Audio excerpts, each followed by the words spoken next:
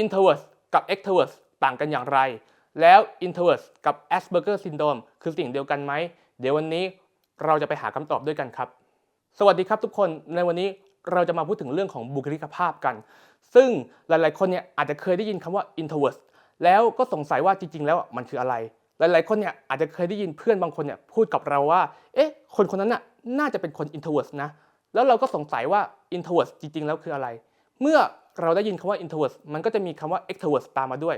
เดี๋ยววันนี้เราจะมาพูดถึงเรื่องนี้กันครับว่าจริงๆแล้ว introvert extrovert คืออะไรกันแน่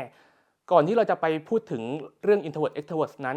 ผมก็ขอให้เพื่อนๆทุกๆคนช่วยกันกดติดตามกด subscribe ให้ช่อง YouTube ของผมเพื่อเป็นกำลังใจให้ผมในการทำคลิปต่อๆไปด้วยครับเรามาเข้าเรื่องกันเลยดีกว่าครับ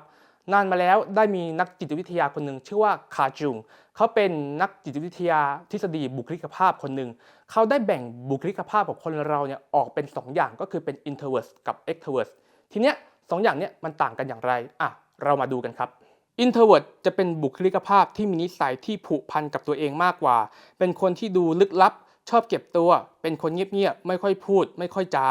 ไม่ชอบงานสังสรรค์ไม่ชอบเข้าสังคมหรือไปสถานที่ที่คนเยอะๆไม่ชอบทำตัวโดดเด่นเมื่อออกงานไม่ชอบการเปลี่ยนแปลงชอบทำอะไรตามกฎเกณฑ์และแบบแผนที่วางเอาไว้และอาจจะเป็นคนที่ไม่ชอบอะไรวุ่นวายกับคนเยอะๆอาจจะมีความสุขกับการพูดคุยเล่นกับเพื่อนกลุ่มเล็กๆมากกว่าที่จะไปออกงานปาร์ตี้เฮฮากับคนมากมาย extrovert จะเป็นบุคลิกภาพที่มีนิสัยชอบเข้าสังคมชอบเป็นจุดเด่นเป็นคนที่เปิดเผยชอบการเปลี่ยนแปลงไม่ชอบเก็บตัวมีความสุขเวลาอยู่กับคนเยอะๆไม่ชอบอะไรที่ซ้ำซากจำเจการแสดงออกของอารมณ์จะเห็นได้ชัดไม่ว่าจะเป็นโกรธเศร้าเสียใจดีใจหรือเบื่อหน่ายอะไรและจะเป็นคนที่มีอารมณ์อ่อนไหวและเปลี่ยนแปลงรวดเร็วแต่ทั้งนี้เนี่ยก็จะไม่มีใครที่เป็น introvert หรือว่า extrovert ด้านใดด้านหนึ่ง 100% เพราะว่ามันจะเป็นในลักษณะของ spectrum อย่างคนบางคนเนี่ยอาจจะเป็น introvert 80% extrovert 20% คนบางคนเนี่ยอาจจะเป็น introvert 60% extrovert 40% แต่ไม่ว่าจะเป็น introvert 80% หรือว่า introvert 60% ก็ถือว่าคนนั้นเป็นคนที่มีบุคลิกภาพแบบ introvert ทั้งคู่อยู่ดีและเรื่องของ introvert extrovert เนี่ยมันจะไม่คงที่ตลอดบางครั้งเนี่ยมันก็เปลี่ยนแปลงกันได้อย่างตัวผมเนี่ยสมัยก่อนอาจจะเป็นคน introvert 80% แต่ตอนนี้อาจจะเป็นคน introvert 60% แล้วนี่คือความแตกต่างระหว่าง introvert กับ extrovert ครับสำหรับปัจจุบันนี้มันมีบุคลิกภาพอีกประเภทหนึ่งเพิ่มเข้ามาก็คือเรียกว่าบุคลิกภาพแบบ ambivert เขาบอกว่า ambivert เนี่ยคือคนที่มีทั้ง introvert และ extrovert อยู่ในคนคนเดียวกันและอาจจะปรับเปลี่ยนไปตามสถานการณ์สำหรับผมในมุมมองส่วนตัวผมมองว่า ambivert เนี่ยอาจจะไม่จำเป็นต้องมีอยู่เพราะอะไรเพราะในความเป็นจริงแล้วคนคนเดียวกันเนี่ยจะไม่เป็น introvert หรือ extrovert อย่างใดอย่างหนึ่ง 100% อยู่แล้วในความเป็นจริงคนเราจะมีทั้ง2อย่างอยู่ด้วยกันอยู่แล้วผมยกตัวอย่างว่าถ้าเกิดว่าคนที่เป็น introvert น้อยๆคือแทบจะครึ่งหนึ่งอาจจะ introvert สัก 55% อีก 45% เป็น extrovert อย่างเงี้ยก็คือบางสถานการณ์เขาก็อาจจะเป็น extrovert แต่ว่าบางสถานการณ์เขาก็เป็น introvert แต่ว่าเขาอาจจะมี introvert มากกว่า 5% แบบนี้ซึ่งถ้าหากว่าคนคนนี้เป็นลักษณะแบบนี้เขาก็คือคนที่มีบุคลิกภาพแบบ introvert อยู่ดีเพราะว่าเขามี introvert 55% ไง extrovert 45%เพราะฉะนั้นผมจึงมองว่าคนแบบนี้มันก็ถือว่าเป็น ambivert อยู่ดีใช่ไหมเพราะว่าเขาก็มีทั้ง extrovert ทั้ง introvert แต่ว่าในความเป็นจริงเขาก็ยังเอียงไปทางด้าน introvert อยู่ดีมากกว่าเพราะฉะนั้นเขาก็คือคน introvert อยู่ดีแหละซึ่งผมมองว่าถ้าหากว่าเราจะแบ่งแบบ ambivert จริงๆผมมองว่ามันคือการแบ่งแบบ 50-50 ก็คือ introvert 50 extrovert 50อย่างละครึ่งๆแต่ผมมองว่ามันเป็นไปได้ยากมากๆครับที่มนุษย์เราจะมีแบบ introvert extrovert อย่างละครึ่งนึงเป๊ะๆพอดีกันเลยอย่างเงี้ยผมมองว่าในความเป็นจริงมันเป็นไปได้ยากมากเพราะฉะนั้นสุดท้ายผมจึงมองว่า ambivert เนี่ยในความเห็นส่วนตัวเนี่ยอาจจะไม่จำเป็นต้องมีอยู่ก็ได้นะเพราะว่ามันก็จะต้องมีคนใดคนหนึ่งมันต้องมีติด extrovert หรือ introvert มากกว่าหน่อยๆอยู่ละอันนี้คือธรรมชาติของคนเราครับอันนี้อาจจะเป็นความเห็นส่วนตัวครับทีนี้เนี่ยก็มาอีกหนึ่งคำถามครับซึ่งเป็นคำถามที่หลายๆคนเคยถามผมเข้ามาก็คือคำถามที่ว่า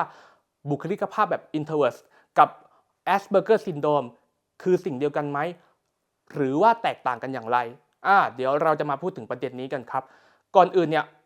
เราอาจจะต้องเข้าใจก่อนว่า Asperger syndrome คืออะไร introvert เนี่ยผมอธิบายไปแล้วเดี๋ยวเรามาดูกันก่อนครับว่า Asperger syndrome คืออะไรกลุ่มอาการ Asperger syndrome คือกลุ่มอาการที่เกิดจากความผิดปกติทางการทำงานของระบบประสาทและสมองที่มีความบกพร่องในเรื่องของการสื่อสารและการเข้าใจผู้อื่น บกพร่องในเรื่องของทักษะสังคมและการขาด common sense มีพฤติกรรมทำอะไรซ้ำๆหมกมุ่นแต่เรื่องที่ตัวเองสนใจและขาดความยืดหยุ่นในบางด้านของการใช้ชีวิตซึ่งปัจจุบัน Asperger Syndrome จัดให้อยู่ในกลุ่มของ Autism Spectrum Disorder ซึ่งถือว่าเป็นกลุ่มอาการออทิสติกในระดับเล็กน้อยเมื่อเรารู้ดังนี้แล้วเนี่ยอธิบายง่ายๆก็คือ Asperger Syndrome ก็คือออทิสติกอ่อนๆนั่นแหละหรือบางคนอาจจะเรียกว่า Autistic High Function ก็คือเป็นสายตระกูลออทิสติกอย่างหนึ่งทีนี้เนี่ยถึงแม้ว่า Asperger Syndrome กับ Introvert เนี่ยอาจจะมีจุดหนึ่งที่คล้ายๆกันเช่นอาจจะเป็นคนที่ไม่ชอบเข้าสังคมชอบเก็บตัวอะไรแบบนี้เหมือนกันแต่มันมีความแตกต่างอย่างหนึ่งก็คือ Asperger Syndrome นั้นถูกวินิจฉัยว่าเป็นความผิดปกติทางคู่มือวินิจฉัยโรคทางจิตเวชที่ปัจจุบันเนี่ยเขาใช้ชื่อว่า DSM-5 แต่ว่า Introvert เนี่ยเป็นเพียงแค่ลักษณะของบุคลิกภาพเท่านั้นเองครับนี่คือความแตกต่างระหว่าง Introvert กับ Asperger Syndrome ทีนี้ความแตกต่างระหว่าง Introvert กับ Asperger Syndrome เราสามารถสังเกตได้อยู่ทั้งหมด2อย่างด้วยกันครับอันนี้คือวิธีสังเกตง่ายๆอย่างแรกก็คือทักษะสังคมสำหรับคนที่เป็น Introvert นั้นเขาไม่ได้ขาดทักษะสังคมเขาสามารถเข้าสังคมได้ตามปกติแค่ว่าเขาอาจจะเป็นคนที่มีนิสัยสันโดษไม่ชอบเข้าสังคมแต่เมื่อไรก็ตามที่เขาจำเป็นต้องเข้าสังคมหรือว่าเขาอยากเข้าสังคมเขาเข้าสังคมได้ตามปกติเพราะเขาไม่ได้ขาดทักษะสังคมแต่คนที่เป็น Asperger Syndrome นั้นถึงแม้ว่ามีความจำเป็นต้องเข้าสังคมหรือว่าอยากเข้าสังคมก็เข้าสังคมได้ไม่ดีหรือว่าอาจจะเข้าได้แบบมีปัญหาหรืออาจจะเข้าสังคมไม่ได้เลยเพราะเขาขาดทักษะสังคมนั่นเองอย่างที่2ก็คือเรื่องของความยืดหยุ่นสำหรับคนที่เป็น introvert นั้นเขามีความยืดหยุ่นที่เป็นปกติเพียงแค่ว่า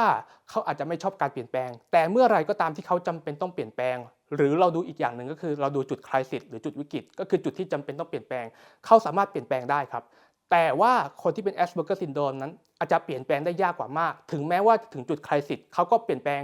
ได้แหละแต่อาจจะเปลี่ยนแปลงได้ยากกว่าคนปกติมากอะไรอย่างนี้เพราะว่าเขาขาดความยืดหยุ่นไงอันนี้คือความแตกต่างอย่างที่2